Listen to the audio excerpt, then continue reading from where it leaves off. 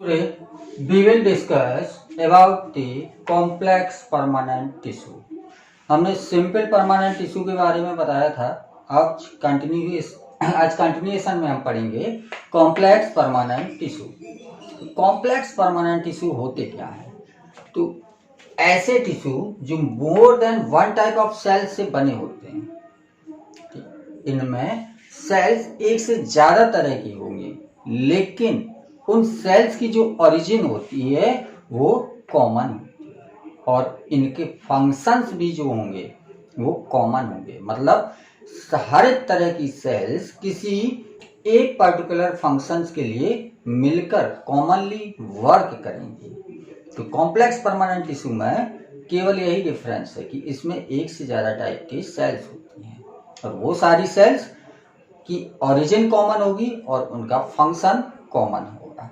तो complex permanent tissue are of two types, xylem जिसको हम वुड भी बोलते हैं, फ्लोएम जिसको हम बास्ट भी बोलते हैं। तो जाइलम और phloem are two types of complex permanent tissue.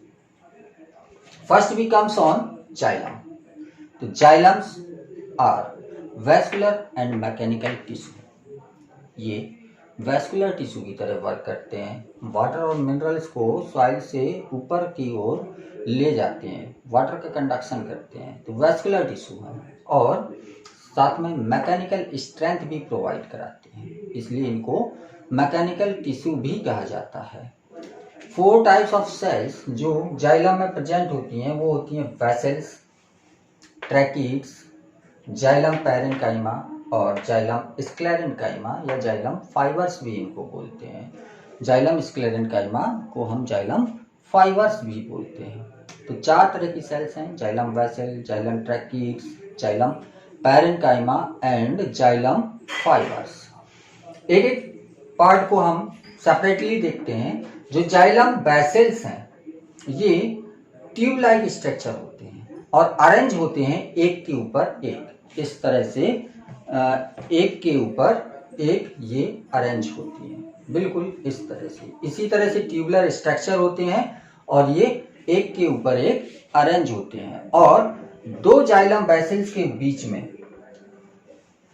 कोई रिस्ट्रक्शन नहीं होता है। मतलब एक वेसल का मटेरियल दूसरी वेसल में इजीली फ्लो कर सकता है।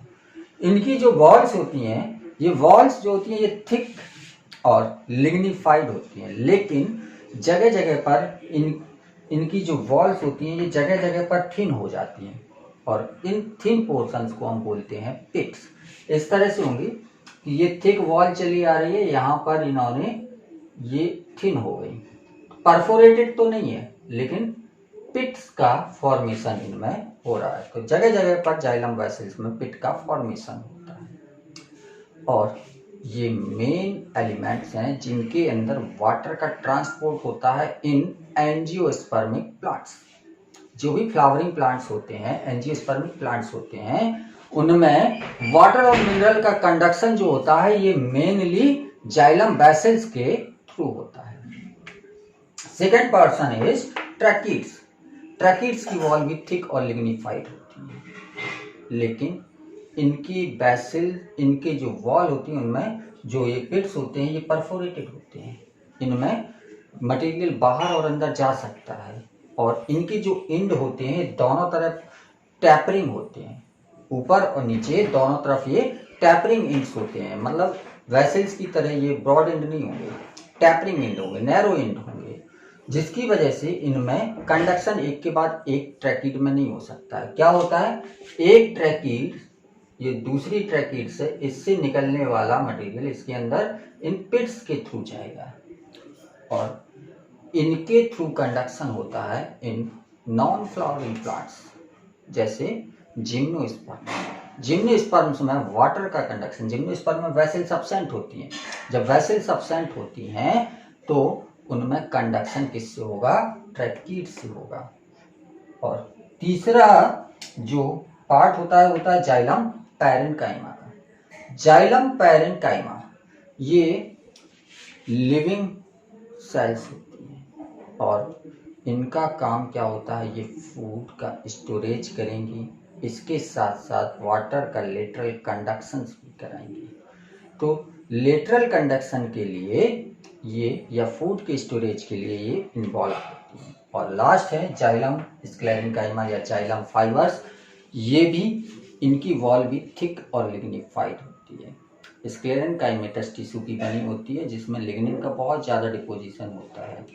तो यहाँ पर हमने देखा कि 3 तरह की सेल्स हैं, वेसल्स, ट्रैकीड्स और स्क्लेरेन्काइमा, जिनकी वॉल थिक है और लिग्निफाइड है और इनमें साइटोप्लाज्म एब्सेंट है। तो ये तीनों तरह की सेल्स डेड सेल्स होंगी, लेकिन पैरेन्काइमा की सेल्स जो होती हैं ये लिविंग सेल्स होती हैं।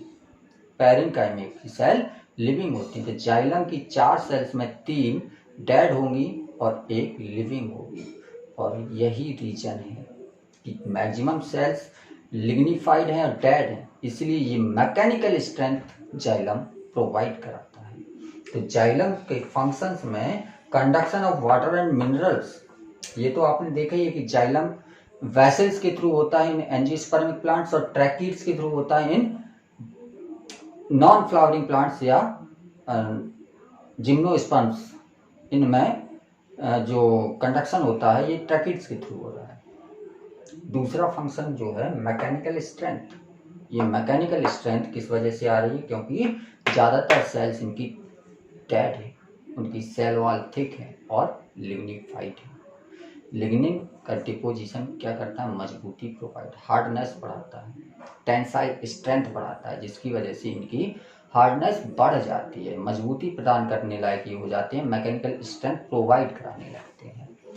दूसरी तरह की जो पर टिश्यू है ये है फ्लोएम का टिश्यू। ये फ्लोएम का टिश्यू कंडक्शन तो करता है, फूड का, हार्मोन्स का, इनका कंडक्शन तो करता है, लेकिन ये मैकेनिकल स्ट्रेंथ प्रोवाइड नहीं करता है। मैकेनिकल स्ट्रेंथ ये प्रोवाइड नहीं करता है। इसमें मैकेनिकल स्ट्रेंथ नहीं मिलती है। इसका रीजन होता है कि जो 4 सेल्स होती हैं इनमें से फाइबर्स को छोड़ दें तो बाकी सारी सेल्स लिविंग होती हैं, इनकी वॉल थिन होती हैं, लिग्निन का डिपोजिशन इनमें नहीं होता है। तो एक सेल को छोड़ के बाकी 3 लिविंग हैं, जिसकी वजह से ये मैकेनिकल स्ट्रेंथ या मैकेनिकल सपोर्ट प्रोवाइड नहीं करा सकते। उल्टा है बिल्कुल, इसमें 3 सेल डेड थी, 1 लिविंग थी। इसमें 3 लिविंग है, 1 डेड है। फ्लोएम फाइबर्स अकेला डेड होता है, बाकी तीनों लिविंग होती हैं। तो 4 टाइप्स ऑफ सेल्स जो कि फ्लोएम में प्रेजेंट होती हैं ये हैं sieve tube, companion cell, phloem parenchyma and phloem fibres. एक एक करके देखते हैं। सीड ट्यूब की हम बात करते हैं। सीड ट्यूब जो होते हैं ये भी जाइलम वेसल्स की तरह ट्यूबुलर स्ट्रक्चर हैं जो एक के ऊपर एक अरेंज होते हैं, ट्यूब लाइक मैनर में एक के ऊपर एक अरेंज होते हैं।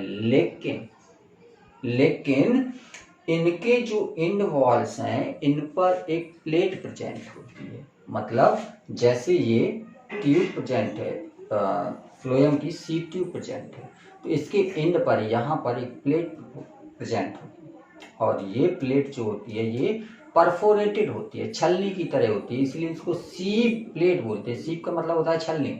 तो ये परफोरेटेड इंड वॉल्स इनमें प्रेजेंट होती है, जिसकी वजह से क्या होगा कि लिमिटेड मटेरियल का ट्रांसपोर्ट होगा। और इनमें ये साइटोप्लाज्म है, तो 1 2 3 ये 3 सीप ट्यूब हैं। तीनों सीप ट्यूब का साइटोप्लाज्म एक दूसरे से इंटरकनेक्टेड है और ये बनाते हैं प्रोटोप्लाज्मिक स्ट्रैंड का फॉर्मेशन करते हैं।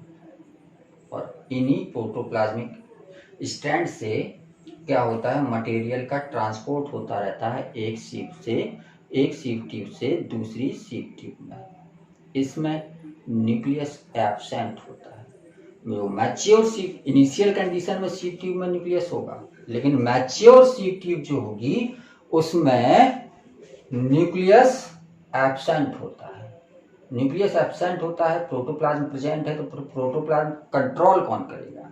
तो कंट्रोल करने के लिए सीप ट्यूब से लगी हुई एक और सेल होती है जिसको हम बोलते हैं कंपेनियन सेल्स।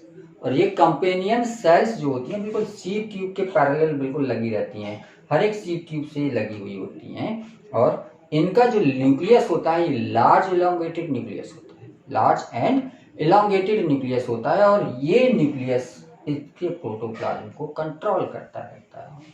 तो कंपेनियन सेल, सखी कोशिका बोलते हैं इसको। सखी इसीलिए बोलते हैं क्योंकि ये इसकी हेल्प करती रहती है। जो सखी का काम होता है हेल्प करना, वो ये करते रहते हैं अपने न्यूक्लियस से इसके प्रोटोप्लाज्म को ये कंट्रोल करती रहती है। एक दूसरे के बिना ये नहीं रह सकते। तो कंपेनियन सेल्स सीप ट्यूब की एक्टिविटीज को मेंटेन रखता है। तीसरी तरह की सेल्स है फ्लोएम पैरेन्काइमा। ये नॉर्मल पैरेन्काइमेटस सेल्स की तरह होती हैं, लिविंग्स होती हैं, और ये लेटरल, जैसे इस तरफ ये पैरेन्काइमा की सेल्स प्रेजेंट हैं, तो लेटरल व्यू में फूड का ट्रांसपोर्ट करेंगे।